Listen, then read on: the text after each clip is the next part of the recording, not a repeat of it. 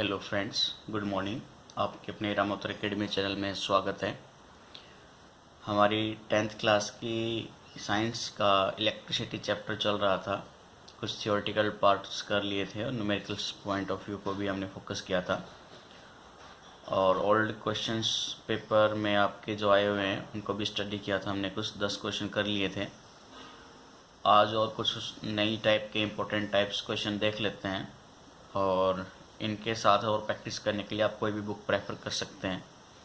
बाकी आपको इन्हीं टाइप पे ज़्यादा फोकस करना है क्योंकि एग्जाम पॉइंट व्यू से ये रिलेवेंट है। टाइप्स ऑफ न्यूमेरिकल और भी होते हैं लेकिन वो काफ़ी स्टैंडर्ड हाई में चले जाते हैं 12th लेवल तक के, तो आपको इतना हाई लेवल नहीं करना है। अपने एग्जाम पॉइंट व्यू को ही फोकस में रखते हुए इन्हीं पर ध्यान देना है। ठीक है, तो चलिए हम अपने नेक्स्ट क्वेश्चन 11th क्वेश्चन की तरफ बढ़ते हैं। क्वेश्चन में बोला गया आपको an aluminium wire has a diameter of 0.5 mm। तो हम साथ साथ अपना डाटा नोट करते हुए चलेंगे कि डायमीटर दिया गया है आपको 0.5 mm, यानी डायमीटर डी हो जाएगा ऑफ एल्यूमिनियम वायर 0.5 mm, यानी ये वैल्यू आपकी 0.5 इंटू 10⁻³ मीटर हो जाएगी या 5 × 10⁻⁴ मीटर। ठीक है, फिर आपको बोला गया है एंड ए रेजिस्टिविटी ऑफ, यानी रेजिस्टिविटी रो आपको दे दी गई है 2.6 इंटू 10⁻⁸ यूनिट है ओम मीटर। यूनिट ज़्यादा इंपॉर्टेंट है तो यूनिट को ज़रूर याद रखिए। How much of this wire would be necessary to make a resistance of 10 ohm. How much of this wire means आपको लेंथ निकालने के लिए बोला गया है और रेजिस्टेंस कितना है इस एल्यूमिनियम वायर का 10 ओम। तो बेसिकली आपका रूल होता है R बराबर में रो L/A, A area of cross section होता है। A की वैल्यू होती है πr² या R की वैल्यू डायमीटर में लें तो D/4, πd²/4 ये एरिया ऑफ क्रॉस सेक्शन हो जाएगा। यानी अगर ये कोई कंडक्टर है तो ये मोटाई जो होती है इसी को हम एरिया ऑफ क्रॉस सेक्शन बोलते हैं। जिस मेटेरियल का बना होता है उसको रेजिस्टिविटी बोलते हैं। यह आपकी यूनिट लेंथ L हो जाती है। ठीक है, ये कुछ डायमेंशंस हैं। तो R बराबर रो L/A होता है, आपको चाहिए था लेंथ L, तो लेंथ L की वैल्यू हो जाएगी R × A डिवाइडेड बाई में रेजिस्टिविटी। ठीक है, तो यानी आप यहाँ से A की वैल्यू रखिए वहाँ पे R × में πd²/4 रेजिस्टिविटी। ये वैल्यू आप पुट करेंगे तो R की वैल्यू 10 है, पाई की वैल्यू 22/7 होती है, डायमीटर D की वैल्यू थी 5 × 10⁻⁴, इसका स्क्वायर हो जाएगा तो 5 × 10⁻⁴ का square divided by 4 into rho. Resistivity कितनी की है आपकी 2.6 इंटू 10⁻⁸ ओम मीटर। इस वैल्यू को अगर आप सोल्व करेंगे तो आपकी लेंथ आ जाएगी 75.5 मीटर। आई होप कैलकुलेशन करने में आपको कोई प्रॉब्लम नहीं आती होगी। अगर आती है तो आप हमें ज़रूर बताएं, उसको भी हम सिंप्लीफाई कर लेंगे। ठीक है, तो आपको रेजिस्टेंस जो गिवन था 40 ओम 10 ओम का, तो उसके लिए आपको एल्यूमिनियम की कितनी लेंथ चाहिए थी ये पूछा गया था, तो वो हो जाएगी 75.5 मीटर। ठीक है, ये आपका आंसर हो जाएगा। चलिए नेक्स्ट क्वेश्चन 12th क्वेश्चन की तरफ बढ़ते हैं। क्वेश्चन में देखते हैं क्या पूछा गया आपको। क्वेश्चन में बोला गया है a wire of the given material having length L and area of cross section A has a resistance of 4 ohm. ठीक है, यानी हम एक छोटी सी सर्किट ड्रा कर लेते हैं इस वायर के लिए। मान लीजिए वायर आपकी, इस वायर की बात चल रही है, ये फर्स्ट केस है आपका। ठीक है, इसमें जो लेंथ है वो आपकी L दी गई है इस वायर की। साथ ही आपको बोला गया है area of cross section A है, यानी मोटाई A हो गई, हैज़ रेजिस्टेंस 4 ओम। इसका रेजिस्टेंस 4 ओम है, तो मान लीजिए मैं इसका रेजिस्टेंस R1 से दिखा देता हूँ 4 ओम। ठीक है, और मैंने मान लिया जिस मेटल का बना हुआ है उसकी रेजिस्टिविटी रो है। Next, what would be the resistance of another wire of same material. भाई एक दूसरी वायर है जिसका मटेरियल तो सेम है, ठीक है, यानी जिस मटेरियल की ये वायर बनी है उसी का बना होगा तो रेजिस्टिविटी क्या हो जाएगी, सेम। हैविंग लेंथ L/2, इसकी जो नई लेंथ है वो है उस पुराने वाले कंडक्टर के लेंथ का हाफ, मान लीजिए कंडक्टर सेकंड है। And area of cross section 2A, इसकी मोटाई कितनी दी गई है, 2A। What would be the resistance, इसका रेजिस्टेंस पूछा गया, यानी आपको R2 पूछ लिया गया बच्चों, ठीक है। तो अपना बेसिक रूल लगाएंगे, यहाँ से आपको मालूम है R1 किसके बराबर हो जाएगा, ρ1 L1/A1, ठीक है। ρ1 यानी रेजिस्टिविटी रो है, length L1 means length L दी गई है, upon area of cross section A1 means A है, ठीक है। ये इक्वेशन फर्स्ट हो जाएगी यहाँ से, यानी जो किसके बराबर है, 4 ओम। ये हमारी इक्वेशन फर्स्ट है, ठीक है, ये कोई इक्वेशन फर्स्ट मान ली। सेकंड इस केस में अगर हम जाएं, यहाँ से आप रेजिस्टेंस निकालेंगे R2, तो R2 हो जाएगा ρ2 length 2 upon area of cross section 2, second wire का मतलब यहाँ पे ρ2 की वैल्यू है रो के बराबर, क्योंकि सेम मटेरियल था। लेंथ ऑफ सेकेंड कंडक्टर है L/2, area of cross section A2 है 2A। तो ये वैल्यू आप सोल्व करेंगे तो ये हो जाएगी 1/4 ρL/A, और ρL/A की वैल्यू अगर आप फर्स्ट इक्वेशन से देखें बच्चों, तो ρL/A की वैल्यू कितनी है, 4 ओम। तो यहाँ पे मैं ρL/A की वैल्यू 4 ओम रखूँगा, तो ये क्या बनेगा, 1/4 इंटू 4 से 4 सिंप्लीफाई, वैल्यू बचे आपकी 1, यानी रेजिस्टेंस ऑफ सेकेंड वायर हो जाएगा 1 ओम, ठीक है। ये आपका आंसर है, क्लियर है। तो इस तरह के न्यूमेरिकल्स काफ़ी इंपॉर्टेंट होते हैं, बहुत सिंपल भी होते हैं, तो इनमें घबराने की ज़रूरत नहीं है आप लोगों को। अब चलिए अपने नेक्स्ट क्वेश्चंस की तरफ बढ़ते हैं। Question number 13। देखिए 13 में क्या बोला गया है आपको।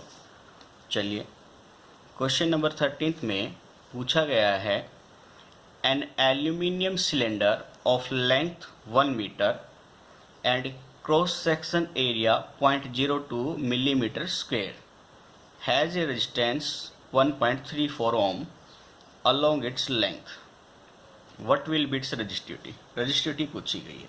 चलिए, यानी ये आपका एल्यूमिनियम सिलेंडर है, ठीक है, इसकी लेंथ गिवन है आपको 1 मीटर।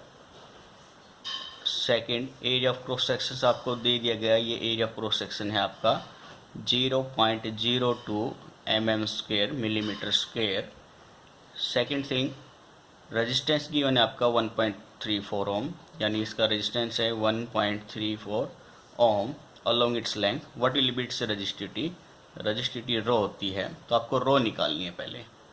तो फॉर्मूला आपके पास होता है R बराबर में ρL/A, यहाँ से रो की वैल्यू निकालेंगे तो ये हो जाएगा रेजिस्टेंस गुना area of cross section upon में लेंथ L।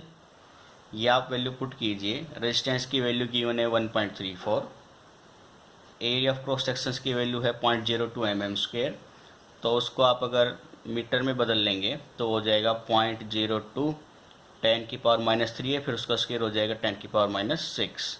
इसकी 2 0 इधर लेके जाएंगे तो 2 गुना में 10⁻⁸ मीटर, तो ये हो जाएगा 2 × 10⁻⁸ डिवाइडेड बाई लेंथ है मीटर में 1। इसको आप सिंप्लीफाई करेंगे तो ये वैल्यू आएगी 2.68 × 10⁻⁸ ओम मीटर। ये तो हो गई आपकी रेजिस्टिविटी, ठीक है।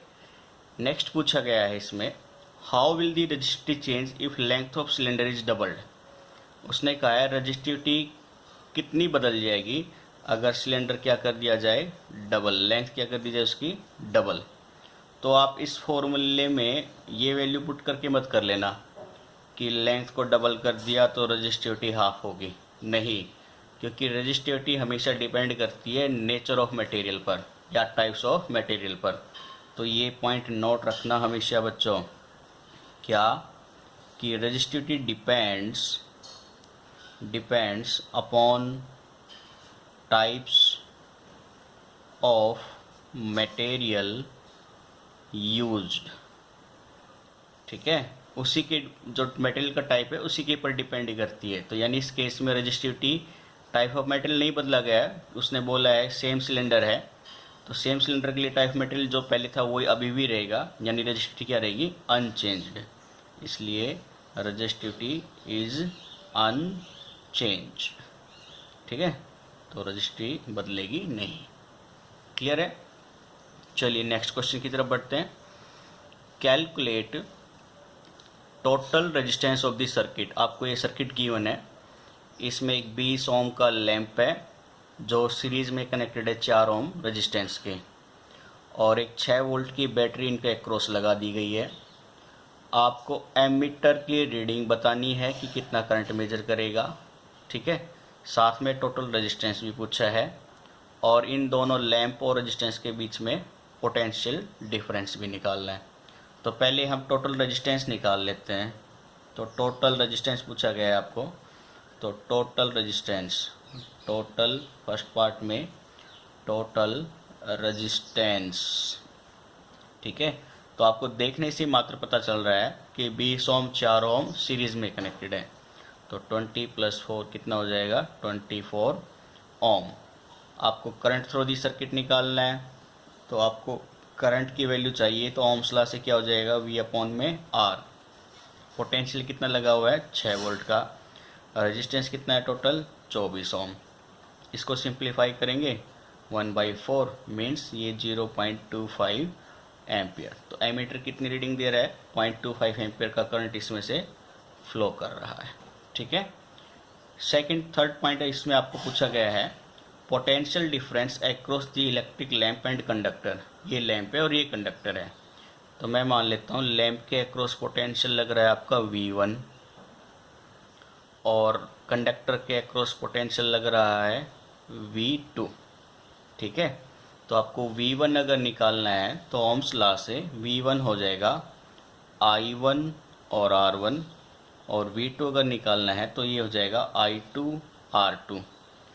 लेकिन आपने देखा कि दोनों के दोनों एलिमेंट्स सीरीज में कनेक्ट है, यानी इनमें से जो करंट फ्लो हो रहा है वो सिर्फ I के ही बराबर है। ठीक है, सेम करंट फ्लो हो रहा है वोल सर्किट में, तो मैं यहाँ से नोट कर सकता हूँ कि I1 और I2 दोनों बराबर है जो I के है, और I की वैल्यू आई थी आपकी 0.25 एम्पियर। ठीक है, तो यानी V1 की वैल्यू क्या आएगी आपकी, I गुना में R1।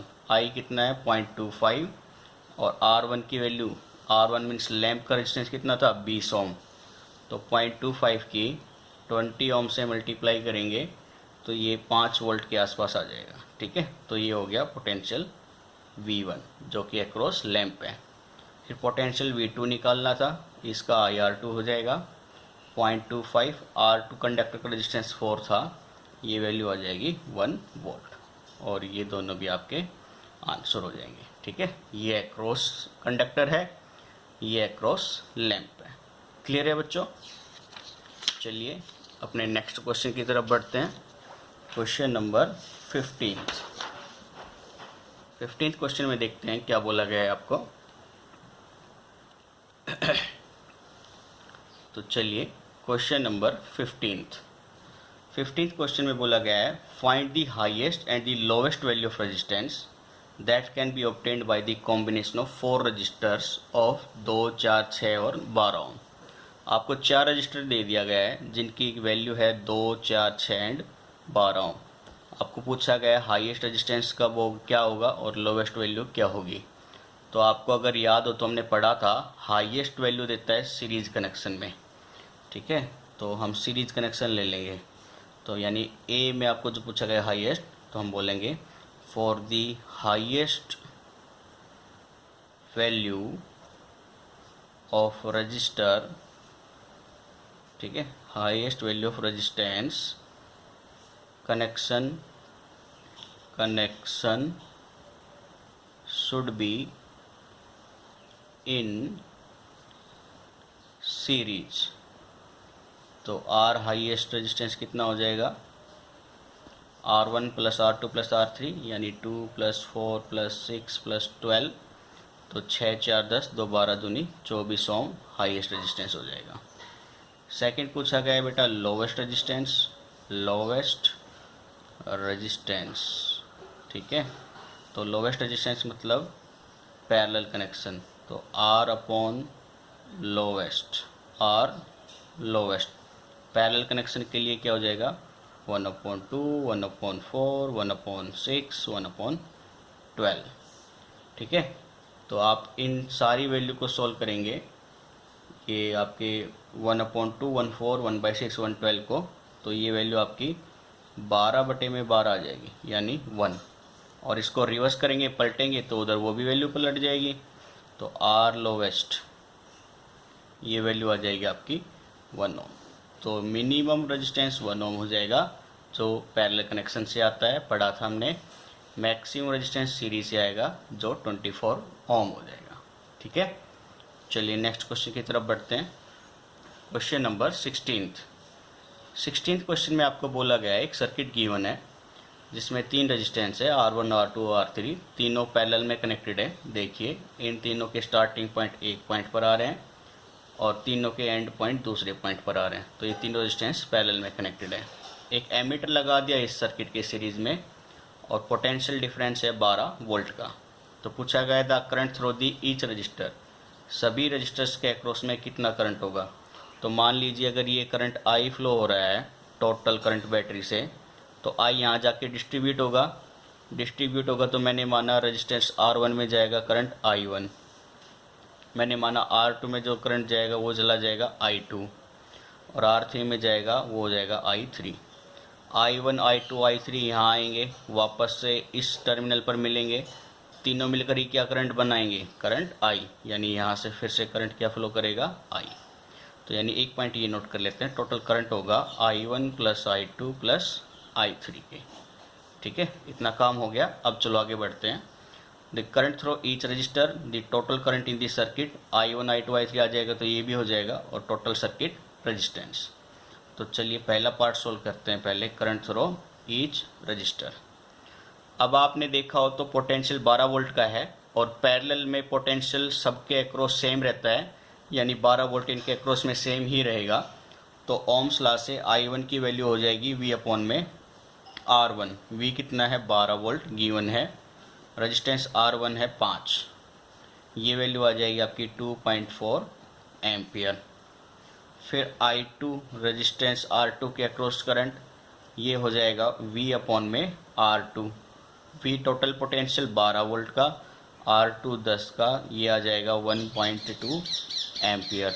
फिर करंट अक्रॉस I3 मतलब रेजिस्टेंस R3, I3 क्या हो जाएगा V अपॉन R3, V है 12, R3 है 30, इसको सिंप्लीफाई करेंगे तो ये आएगा 0.4 एम्पियर, ठीक है।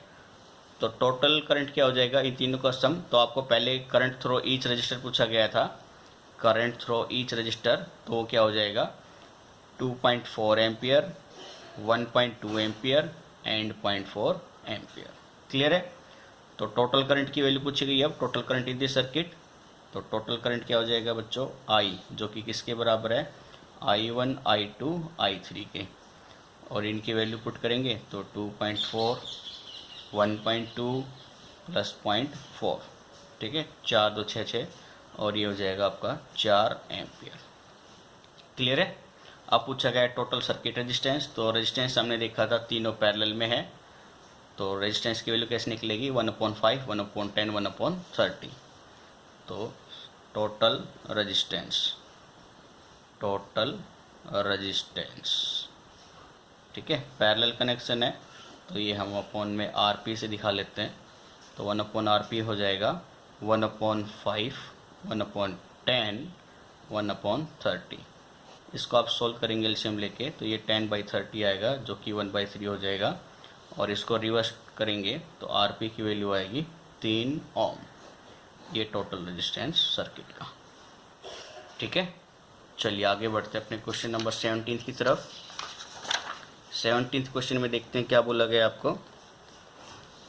फाइंड द इक्विवेलेंट रेजिस्टेंस, यानी आपको एक सर्किट दे दी गई है उसका इक्विवेलेंट रेजिस्टेंस निकालने के लिए बोला गया। तो चलिए चेक करेंगे।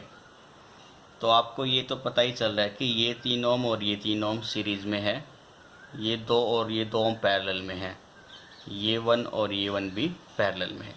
ठीक है, तो पहले अगर आप इन दोनों का सोल्व करेंगे तो पैरेलल के अंदर मैंने आपको एक फॉर्मूला लिखवाया था ये भी, कि अगर पैरेलल में जो रजिस्टर कनेक्टेड है उनकी वैल्यू सेम हो तो आरपी की वैल्यू क्या लिख सकते हैं हम, रेजिस्टेंस ऑफ वन कंडक्टर, मतलब वन एक रेजिस्टेंस जो कोई भी ले सकते हैं अपॉन में नंबर ऑफ रेजिस्टेंस n। ठीक है, तो यानी इसके लिए अगर आप वैल्यू सोल्व करेंगे तो यहाँ से रेजिस्टेंस की वैल्यू क्या आएगी, एक वैल्यू 2 है, टोटल 2 रजिस्टर है तो 2 से 2 कैंसिल 1, ये 1 ओम बन जाएगा। तो सर्किट अगर आप ड्रा करेंगे तो ये तो आपका 3 ओम 3 ओम, तो ये रेजिस्टेंस ऐसे बन जाएगा, ये 3 ओम था और यहाँ पर भी 3 ओम कनेक्टेड था। इन दोनों का जो आपने सॉल्यूशन लिया वो आया 1 ओम, तो इन दोनों के पैरेलल का सॉल्यूशन आया आपका 1 ओम। ठीक है, इन 1 1 का आप अगर निकालेंगे तो ये दोनों 1 1 का पैरेलल रेजिस्टेंस कितना आएगा, एक की वैल्यू 1 है और टोटल 2 रजिस्टर है यानी 0.5 ओम। ठीक है, 0.5 ओम इसकी वैल्यू हो जाएगी 0.5 ओम। और ये आपका कनेक्टेड है फिर बैटरी वोल्टेज V से।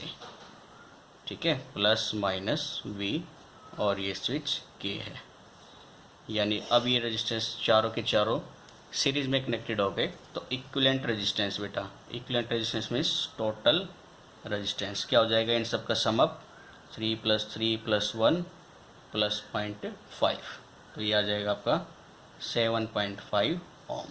ये आपका आंसर है। ठीक है, तो काफ़ी इजी क्वेश्चन था। चलिए एक और देखते हैं इक्विवेलेंट रेजिस्टेंस का, ये भी आपकी अच्छी टाइप है। तो अगर आप यहाँ पे गौर करेंगे तो आप ये देखेंगे कि ये टर्मिनल ए था, तो यहाँ से यहाँ तक कोई कनेक्शन नहीं है, तो ये भी क्या पॉइंट हो गया ए। यहाँ से यहाँ कोई कनेक्शन नहीं है तो ये पॉइंट क्या हो गया बी। ठीक है, ये दोनों पैरेलल में कनेक्टेड हैं, पैरेलल में कनेक्टेड है तो इनका इक्विवेलेंट रेजिस्टेंस, पैरेलल रेजिस्टेंस क्या आएगा, 2 अपॉन में number of resistors, number of resistors कितने हैं 2, तो 2 से 2 डिवाइड किया 1 ओम। ऐसे इनका रिजल्टेंट भी क्या आएगा 1 ओम, ऐसे इनका भी रिजल्टेंट क्या आएगा 1 ओम, इनका भी रिजल्टेंट क्या आएगा 1 ओम। यानी ये सर्किट आपकी कुछ ऐसे बन जाएगी, ये तो टर्मिनल ए है, ये टर्मिनल बी है। ठीक है, इनका रेजिस्टेंस आया आपका, ये मैं नोट करा देता हूँ, मान लीजिए ये टर्मिनल सी हो जाएगा और ये टर्मिनल डी हो जाएगा। तो यहाँ मैंने टर्मिनल सी ले लिया बच्चों और नीचे टर्मिनल डी ले लिया है। ठीक है, तो ए और सी के बीच में जो रिजल्टेंट था वो कितना है आपका 1 ओम। तो ए और सी के बीच में रेजिस्टेंस बना दीजिए ऐसे और ये हो जाएगा 1 ओम। ठीक है, सी और बी के बीच का रिजल्टेंट भी 1 था, तो सी और बी के बीच में रजिस्टर बना दीजिए और वैल्यू लिख दीजिए 1 ओम।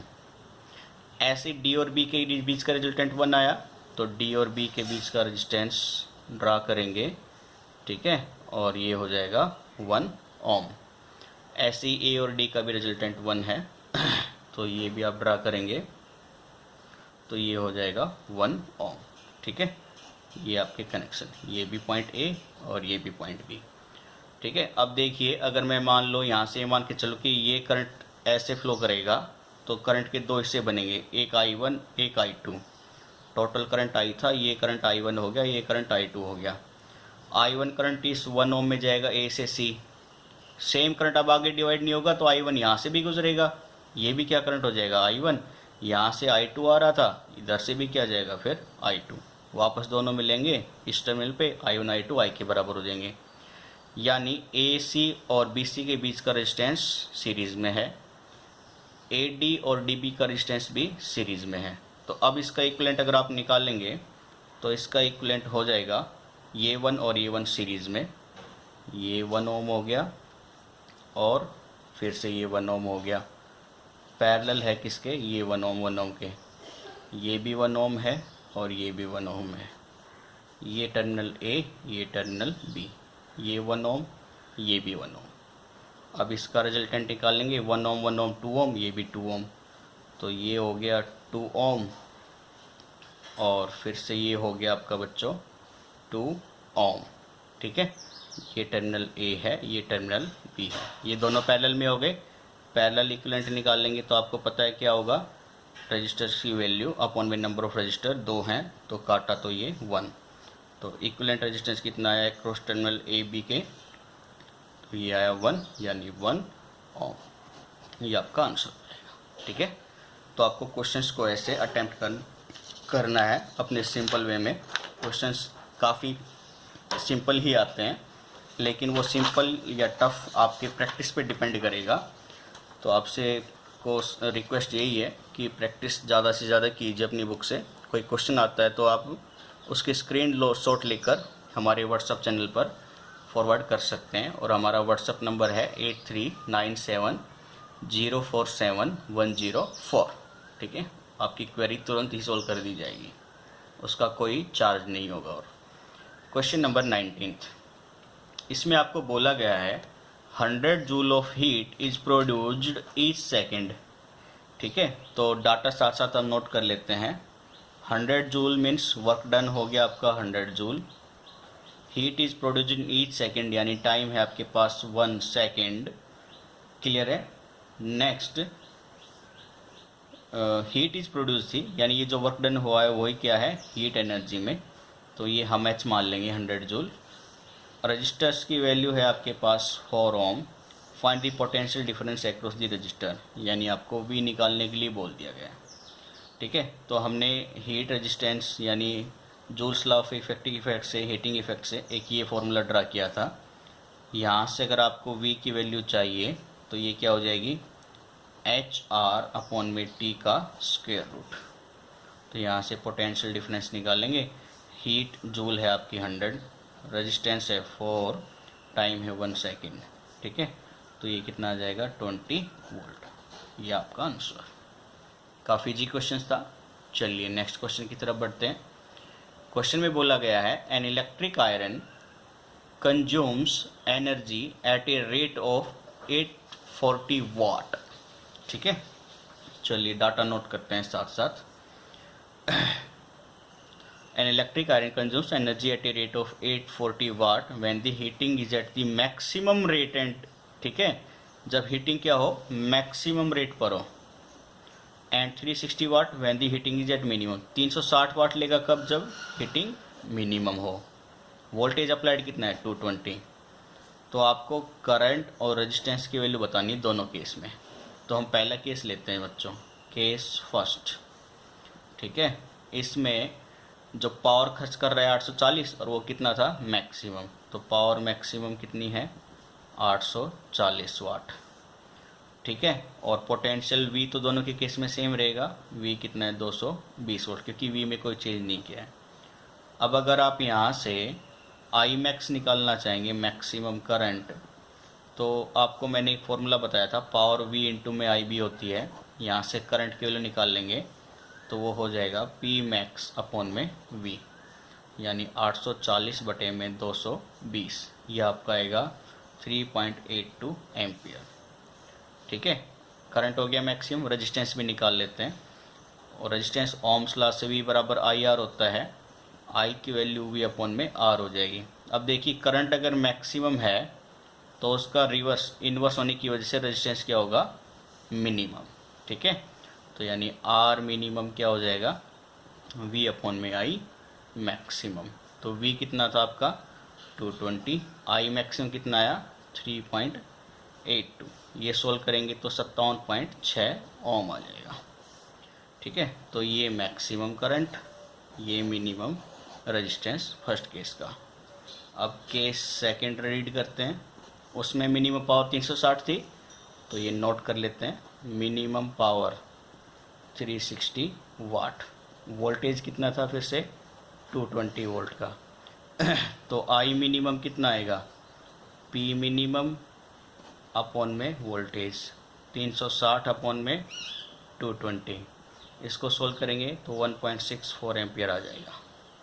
ठीक है, दूसरा, अब मिनिमम करंट है तो रेजिस्टेंस क्या होगा, मैक्सिमम।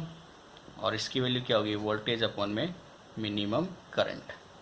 तो वोल्टेज है आपका 220, मिनिमम करंट है 1.64, ये सोल्व करेंगे तो 134.2 ओम आ जाएगा। ठीक है, तो सेकंड केस में मिनिमम करंट कितना है 1.64, मैक्सिमम रेजिस्टेंस कितना है 134.2 ओम। क्लियर है। तो इस टाइप के भी क्वेश्चंस आपके पूछे गए हैं जो काफ़ी रिलेवेंट है एग्जाम पॉइंट ऑफ व्यू से, तो इनको भी थोड़ा सा ध्यान में रखिए। ठीक है, चलिए अपने 3 क्वेश्चंस और बचे हैं, ज़्यादा टाइम वेस्ट ना करते आज इस चैप्टर को फिनिश कर दिया जाएगा। फिर भी कोई डाउट है तो आप हमें ज़रूर बता सकते हैं। तो चलिए नेक्स्ट क्वेश्चन की तरफ बढ़ते हैं। Question number 21।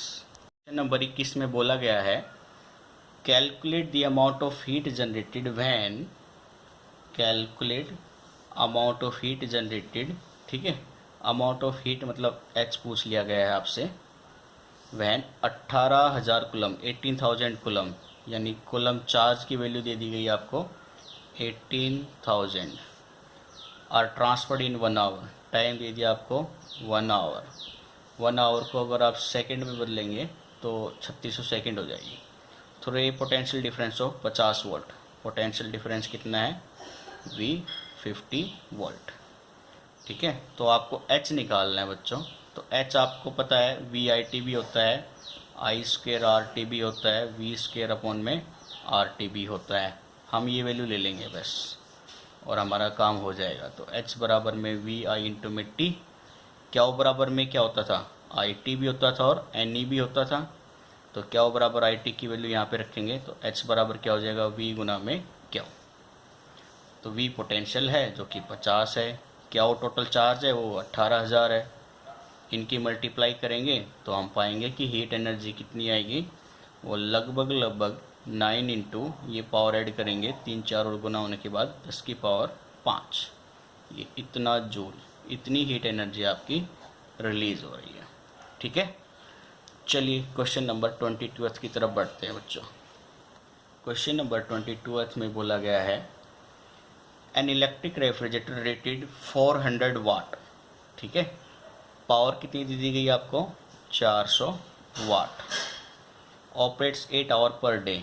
ठीक है, तो एक दिन में 8 घंटा जलती है, यानी टाइम है 8 आवर, और नंबर ऑफ डेज कितने हैं, नंबर ऑफ डेज वो आपको 30 दिए गए हैं, 30, यानी टोटल टाइम क्या हो जाएगा 8 गुना में 30, 240 घंटे की बात कर रहा है ये।